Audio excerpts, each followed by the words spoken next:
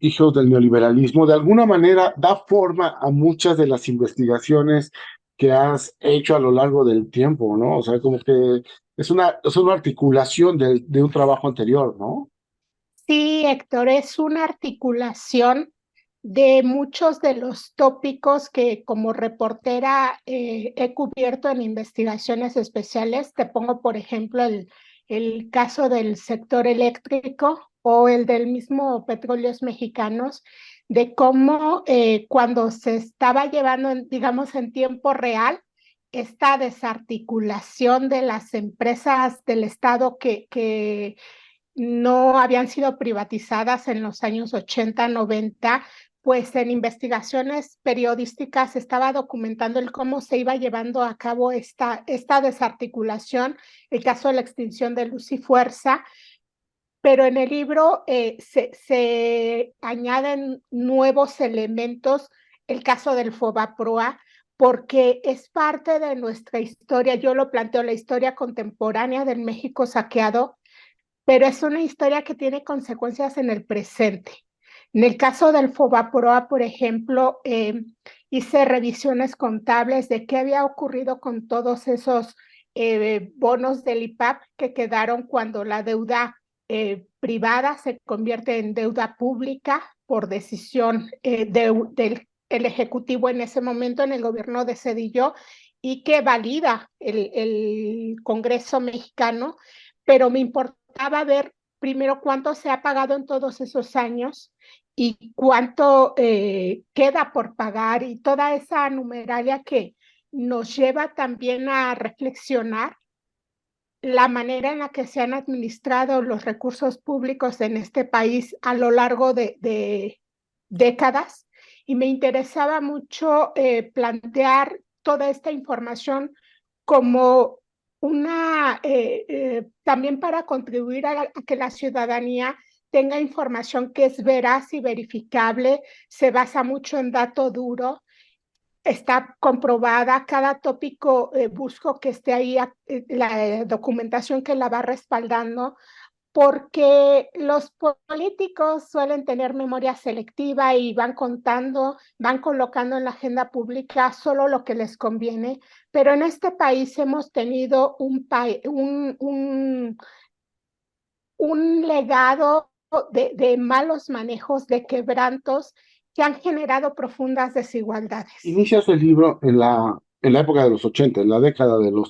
los 80. Ahí es cuando se empieza a gestar esta forma de hacer política, esta forma de burocracia dorada, como dices. Ahí es cuando se empieza a gestar. Empieza, Héctor, en efecto, cuando el país vivía una profunda crisis. Entre los años 70, 80, empieza una de tantas que hemos tenido en este país, pero está en el ámbito internacional esta propuesta del modelo neoliberal que ya estaba muy encaminado en países como Chile, donde los funcionarios en ese tiempo de la dictadura militar de Augusto Pinochet se habían formado en estudios de posgrado en la Universidad de Chicago, que es donde se plantea esta corriente, con los ideólogos a quienes se identifica como los impulsores la Escuela de Chicago, que al mismo tiempo estaban siendo asesores del gobierno en Estados Unidos, asesores en Gran Bretaña también, que es otro de los países con Margaret Thatcher, donde se aplica toda esta política, y en México es en el gobierno de Miguel de la Madrid cuando se plantea como la supuesta alternativa con la cual se decía se modernizaría al Estado. Y empieza esta oleada de privatizaciones, más de 1,000 empresas públicas que fueron privatizadas. Ahí se va planteando en qué época se fue privatizando cada uno de estos sectores y me interesaba ir a los orígenes porque en la actualidad muchas de las grandes fortunas que se han generado en México, que tienen presencia a nivel internacional en estas revistas especializadas, por ejemplo, que cuantifican las fortunas de los multimillonarios, Varias de esas fortunas tienen su origen precisamente en este modelo de privatizaciones, que el impacto que se tuvo fue, por ejemplo, que al mismo tiempo que se iba achicando la participación del Estado en sectores de la economía, es decir, al mismo tiempo que se iban privatizando muchos sectores en los cuales antaño el Estado tenía participación, se fueron adicionando, se les fueron dando privilegios, prebendas muy exorbitantes a los funcionarios con cargos de alto nivel, desde la presidencia de la República y en todas sus estructuras a los de mayor nivel, la llamada burocracia dorada. Que bueno, en este libro se plantean casos de nóminas exorbitantes, con privilegios que en mi opinión resultan hasta groseros para un país que ha tenido una población muy vulnerable, un país que tiene poblaciones en pobreza extrema. La creación de programas, y pongo el caso de la Cruzada Nacional contra el Hambre, que tuvo un costo altísimo y que beneficia muy poca población, ¿no? O sea, que llegaba poca gente. Menos del 1% de la población objetivo recibió algo de esa cruzada nacional contra el hambre. Y creo que vale la pena explicar un poquito, recordar un poquito qué fue eso, Héctor, porque cuando llega el gobierno de Enrique Peña Nieto, que es el regreso del PRI a Los Pinos, que se anunciaba como el nuevo PRI, fue un periodo también de las llamadas reformas estructurales, mal llamadas así, porque una reforma estructural plantea todo un cambio de modelo en la política económica. Y lo que vimos fue digamos, la coronación de muchos de esos mecanismos lesivos que estaban ya desde hacía muchos años desarticulando las capacidades del Estado. Y esto yo lo subrayo porque en todos esos periodos estuvo violentando la Constitución. El artículo 27, por ejemplo, donde todas esas atribuciones que se le daba al Estado sobre el sector eléctrico, sobre todas sus propiedades sobre los recursos públicos, pues en realidad habían sido debilitados mediante diversos mecanismos que son los que se explican en el libro. Después, en tiempos de Enrique Peña Nieto, que valga agregar que fue la estadía en Los Pinos más costosa en la historia de México, y ahí se plantean las cifras, el derroche, todos esos excesos que en su momento algunos fueron documentados por la prensa, y que aquí yo expongo las cifras de cuánto costó esa estadía en Los Pinos, pero además en ese gobierno, en materia de seguridad, de programas sociales, se plantea precisamente la Cruzada Nacional contra el Hambre como una propuesta que se publicitó muchísimo, que se dijo que iría para la población que padecía hambre en extrema, en población de vulnerabilidad extrema en el país, y se destinaron muchos recursos para ello, desde distintas secretarías, todas trabajando en conjunto con el sector social que llevaba Rosario Robles al frente de esta secretaría. El dato que se aporta en el libro de la población objetivo, de a cuánta terminó beneficiando y cuánto costó esa cruzada, son datos que se obtienen de auditorías formales que se hicieron a esos programas, donde se va documentando todo el incumplimiento que hubo ahí, todo el dinero que se gastó, pero además, Héctor, recordemos que esos programas que se articularon para la llamada Cruzada Nacional contra el Hambre dieron pie también a algunas de las contrataciones que se utilizaron para triangular recursos en la llamada estafa maestra. Es decir, son mecanismos mediante los cuales se fue desviando recursos públicos, y de ahí viene también parte de su fracaso. Y se pregunta al principio, ¿por qué si es información pública? ¿Por qué si está ahí? ¿Por qué las fiscalías, las autoridades, incluyendo ya las de esta administración, no han investigado, no han llegado a fondo en estos casos. ¿Cómo te lo explicas, Ana? Bueno, también el libro, precisamente uno de los últimos capítulos es, que se incluyen es el papel de las fiscalías. Ujú. En México hemos tenido altísimos niveles de impunidad por muchos años. Y cuando se empezó a discutir en los años 90 el tema de por qué eran tan ineficientes las entonces procuradurías, se planteaba que lo que se necesitaba era la autonomía, tanto a nivel nacional como en las fiscalías locales. Y se va explicando en el libro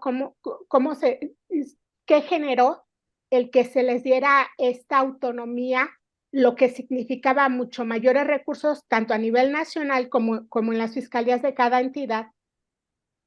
Pero lo que hemos tenido han sido fiscales autónomos muy poderosos, pero ineficientes. Y se plantea el caso de la Fiscalía General de la República, la que lleva el doctor Gers Manero,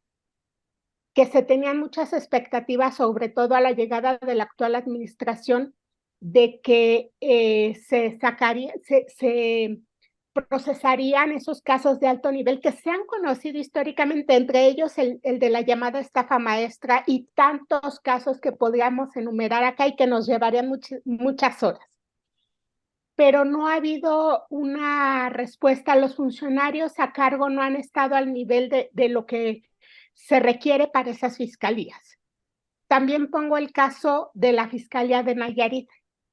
donde se llega a un extremo de que el gobernador de esa entidad, en ese momento Roberto Sandoval, designa como fiscal, el primer fiscal autónomo para esa entidad, a su compadre Edgar Beitia, y que se trata de un personaje, se describe su trayectoria en la función, al servicio público, en la función pública, un personaje que admite su involucramiento con el crimen organizado. Ahora mismo está en Estados Unidos enfrentando casos, imputaciones muy graves. Él fue uno de los testigos que participó en el caso que se judicializó contra García Luna. Y bueno, se trataba del segundo hombre más poderoso de esa entidad. Es decir, ese tipo de perfiles también han dañado a las instituciones. Y también por eso en este libro se plantean ciertos perfiles que por mucho que se empujen, se estructuren, se dote mayores atribuciones, mayores presupuestos a instituciones, cuando designan a funcionarios que no tienen el perfil para ello, pues el fracaso es lo que seguimos viendo. Planteo en este libro también uno de los casos que está pendiente de judicializarse a cabalidad, de procesarse a cabalidad, que es el caso Segalmex. Sí. Y se plantea desde el origen los primeros cargos que tuvo este funcionario a quien se designa al frente de Segalmex, porque tenía que ver precisamente con las privatizaciones que se hicieron en este país, con los manejos que se hicieron en los años 90, 80, 90 en el área de Conasupo, y que a este mismo funcionario con un historial que no era un buen historial se le designa en este cargo. Y las consecuencias las tenemos ahí. Es un asunto que está todavía abierto. Yo planteo alguna información que pude obtener de ese caso, pero que también hay mucha eh, hay resistencia por parte de la Fiscalía General de la República, por parte de la Secretaría de la Función Pública, de informar sobre las responsabilidades de este funcionario. Segalmex es el gran pendiente en estos términos de esta administración. Diría yo que es uno de los grandes pendientes. Cuando incluyo este tema en el libro, reviso todas las auditorías, hago la indagatoria donde encuentro que muchos de los mecanismos que se habían usado en otras administraciones, que generaron malos manejos, se repitieron. se repitieron en ese sector. Entonces, creo que es un caso que además de que es un tema pendiente, debía revisarse con lupa del qué es lo que se repitió para que no vuelva a ocurrir, porque aquel impacto fue para todo un sector que también es un sector vulnerable, que se tenía mucha expectativa en lo que se podía generar a través de estos mecanismos donde el Estado recupera su parte de participación de acción en sectores productivos estratégicos, pero que no pueden llevarse adelante de buena manera si designas a funcionarios que no están comprometidos con el servicio público. Creo que este libro también debe generar la reflexión de qué es el servicio público en este país, qué ha sido el servicio público en este país, porque con muchos casos que aquí se ejemplifican, queda demostrado cómo aquellos funcionarios que debían ser garantes del bien público, lo que han hecho en sus cargos es enriquecerse, como plantea en el libro, convertirse en arquitectos de sus propias fortunas. Es un guiño a nuestro maestro en el periodismo, Kapuczynski, que tiene una frase, bueno, que da nombre a uno de sus libros que más consultamos en las escuelas del periodismo, Los cínicos no sirven para este oficio, donde se refiere al buen ejercicio del periodismo, a la ética, y aquí uno de estos capítulos se llama Los cínicos sí sirven para este oficio, y se cuenta a partir de aquella frase también que se le atribuye a Jan González, que decía que un político pobre es un pobre político. Parecería que este es lo que se ha visto como una fórmula de de muchas personas que se han dedicado a la política y a la función pública, que han visto en la función pública, en vez de una manera de servir al bien común, una manera de enriquecerse. Y esa se convirtió pues casi como en ley, que los funcionarios que llegaban a ciertos cargos era para enriquecerse. Y lo vimos desde presidentes de la República, gobernadores, alcaldes, y es uno de los grandes pendientes que tenemos como sociedad, el que realmente se recupere la razón de ser del servicio público. Quiero plantear otro caso que se documenta en este libro porque además es uno de los que me generó mayores dificultades para la investigación. Imagínate el caso de García Luna como contratista. Genaro García Luna y junto con su esposa crean una empresa que se llama GLAC, que la actual unidad de inteligencia financiera ha planteado que es una empresa que se utilizó para lavar dinero. Y cuando hice la indagatoria para este libro de la propiedad de esa empresa y los contratos que se le dieron desde distintas áreas, es donde encontré mucha resistencia también. El Partido Acción Nacional le dio un contrato. El Partido Acción Nacional clasificó originalmente toda la información que se relacionaba con ese contrato, el acta constitutiva de su contratista. Te estoy hablando de este mismo año, cuando ya García Luna estaba bajo proceso en Estados Unidos, ya el jurado lo había encontrado culpable de cargos criminales, ya la unidad de inteligencia financiera había señalado que era una empresa utilizada para lavar dinero, y el partido que lo contrata con recursos públicos, porque son estas prerrogativas que se les transfieren a todos los partidos políticos para su gasto ordinario, decidió que todo eso era reservado, protegiendo toda esa información. Presenté yo recursos ante el INAI. Me tocó todo ese periodo donde el INAI no podía sesionar porque no tenía el número de integrantes necesarios de comisionados integrantes para poder discutir sobre los asuntos. Después me toca ya ese periodo donde pueden avanzar con algunos asuntos. el INAI me dio la razón en todas las solicitudes de información que había presentado al respecto,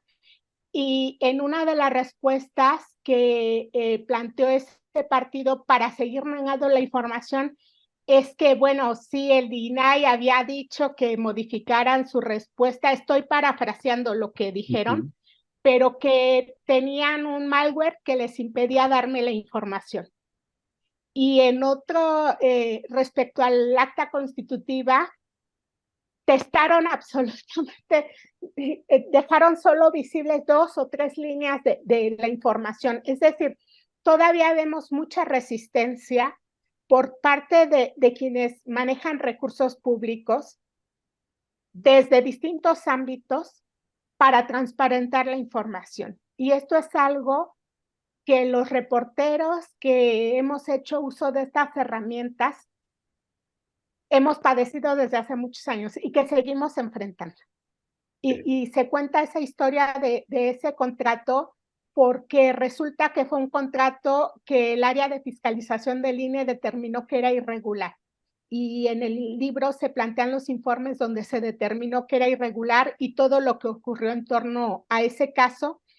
Y era importante incluirlo porque el perfil de García Luna como funcionario público, que ya es de todos conocido,